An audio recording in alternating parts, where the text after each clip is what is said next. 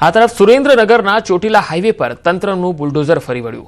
ગેરકાયદેસર બાંધકામને લઈ અને તંત્ર દ્વારા જે બાંધકામો હતા એને તોડી પાડવામાં આવ્યા। ચોટીલા નેશનલ હાઈવે પર ખેરડી પાસે આવેલા સરકારી જમીન પરના ગેરકાયદેસર હોટલોનું બાંધકામ હતું। 3 હોટલો સહિતના આ બાંધકામ જેસીબી વડે તોડી પાડવામાં આવ્યું। 3 હોટલોમાં ગેરકાયદેસર કેમિકલ, બાયોડીઝલ, પેટ્રોલ અને ડીઝલની ચોરી, હેરાફેરી સહિતની અસામાજિક પ્રવૃત્તિઓ ચાલતી હતી। तो બે अलग अलग तस्वीरों में જોઈ શકો છો સરકારી જમીન પર હોટલનું જે ગેરકાયદેસર અહીંયા બાંધકામ હતું, અહીંયા અસામાજિક પ્રવૃત્તિ હતી। હવે 3 તસવીરો આપને બતાવી રહ્યા છીએ। ગેરકાયદેસર બાંધકામને લઈ તંત્ર દ્વારા બુલડોઝર ફેરવી દેવામાં આવ્યું અને અહીંયા ઘણા સમયથી આ બાંધકામો હતા અને એટલું જ નહીં, આ બાંધકામો કર્યા બાદ તેમાં અસામાજિક પ્રવૃત્તિઓ પણ થતી હતી।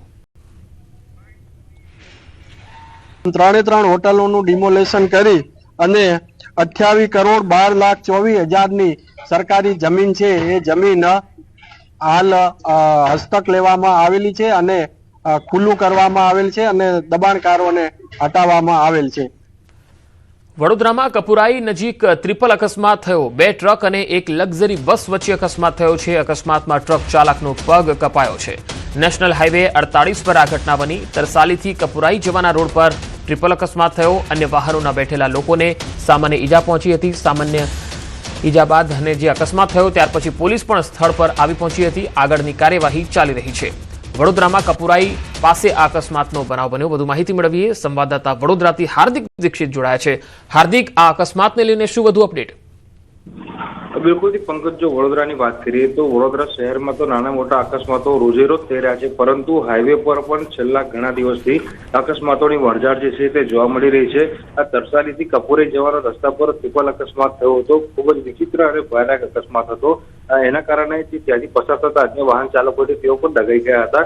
ફાયર બ્રિગેડની મદદ લેવી પડી અને ભારે જહેમત બાદ રેસ્ક્યુની કામગીરી જે છે તે કરવામાં આવી અને અકસ્માતમાં તમે કીધું પ્રમાણે કે ટ્રક ચાલકનો પગ જે છે તે કપાઈ ગયો હતો। 2 ટ્રક અને એક લક્ઝરી બસ વચ્ચે અકસ્માત થયો હતો। અન્ય જે વાહનોના બેઠેલા મુસાફરો છે તેમને નાની મોટી ઈજાઓ થઈ હતી, ત્યારે પોલીસે સ્થળ પર પહોંચીને કાયદેસરની કાર્યવાહી હાથ ધરી છે અને જે સામાન્ય ઈજા પહોંચી હતી તે લોકોને પ્રાથમિક સારવાર આપ્યા બાદ હોસ્પિટલમાંથી રજા આપી દેવામાં આવી છે। જી હાર્દિક, આપ મારી સાથે જોડાયેલા રહેશો। વધુ એક સમાચાર વડોદરાથી જ આવી રહ્યા છે। 31 પહેલા વડોદરામાં બુટલેગરો બેફામ બન્યા છે। દારૂ ઘુસાડવાનો કિમિયો નિષ્ફળ બનાવવામાં આવ્યો છે।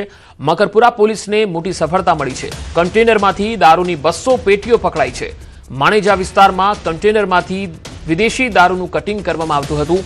આ કટિંગ સમયે જ પોલીસે અહીંયા દરોડો પાડ્યો અને અંદાજે 200 પેટીથી વધુ વિદેશી દારૂ ઝડપી પાડ્યો। પોલીસે કન્ટેનર અને બોલેરો અને ટેમ્પો સહિત બાઇક પણ જપ્ત કર્યું છે।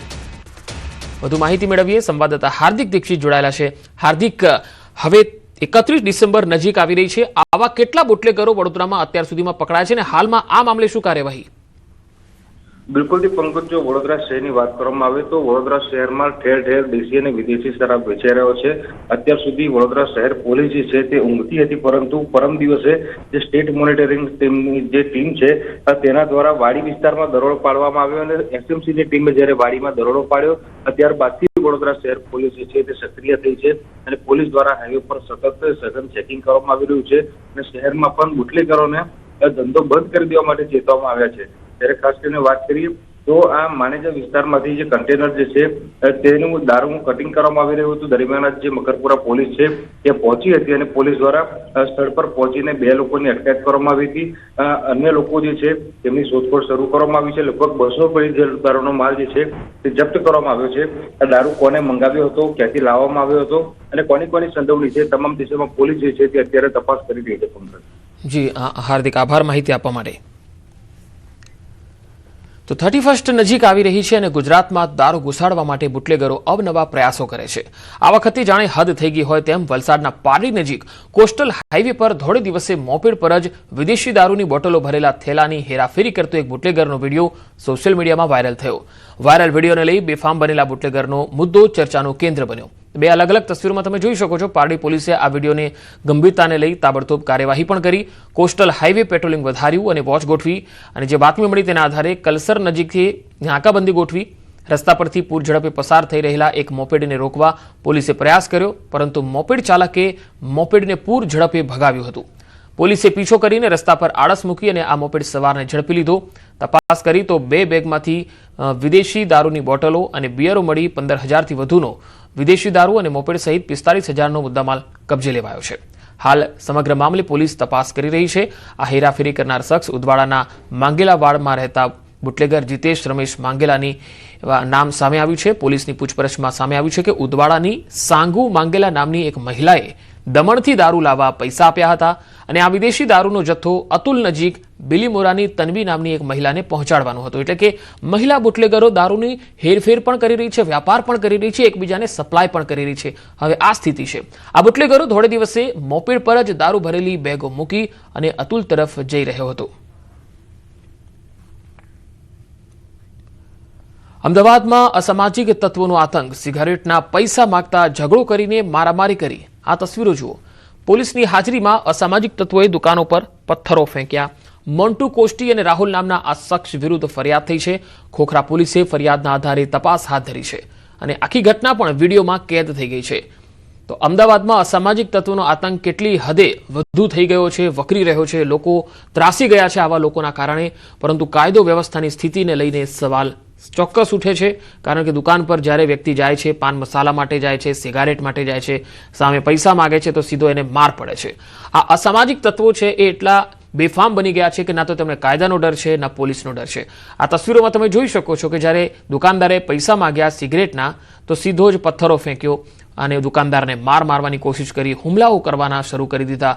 આવા અસામાજિક તત્વો ક્યાંથી આવે છે અને આવા લોકો સામે કડક હાથે કામ કેમ નથી લેવાતું? આ એક મોટો સવાલ છે અને હવે ચિંતાનો પણ સવાલ બની ગયો છે. કારણ કે અમદાવાદની અંદર આવા બનાવો સામાન્ય થતા જઈ રહ્યા છે. સવાલ એ છે કે શું પોલીસ તમાશો જોવા આવી હતી? કારણ કે પોલીસની હાજરીમાં જ આવી ઘટના બને છે અને પોલીસનો કોઈ જ ખોફ જ્યારે આ લોકોને હોતો નથી ત્યારે મોટો સવાલ.